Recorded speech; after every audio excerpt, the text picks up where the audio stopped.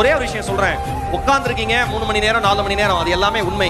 ஆனா கேட்கிற நமக்கு வந்து அவ்வளவு கஷ்டமா இருக்கிறப்ப ரெஸ்பான்ஸே இல்ல, பாதி பேர் ரெஸ்பாண்ட் பண்றாங்க, பாதி பேர் போட்டோ எடுக்கிறாங்க, பாதி பேர் வந்து கவனிக்கல, பாதி பேர் எந்திரிச்சு போறாங்க, பாதி பேர் டீ குடிக்கிறாங்க, பாதி பேர் அவங்க ஃபேமிலியோட பேசிட்டு இருக்காங்க. ஒரே ஒரு விஷயம் சொல்லவா, இத்தனைக்கு நடுவிலும் ஒரு மனிதன் தம் வேலையை தான் பார்க்கறானா அவன் மட்டும்தான் வாழ்க்கையில சாதனையாளனாகவே மாற முடியும், வேற யாரும் மாற முடியாது.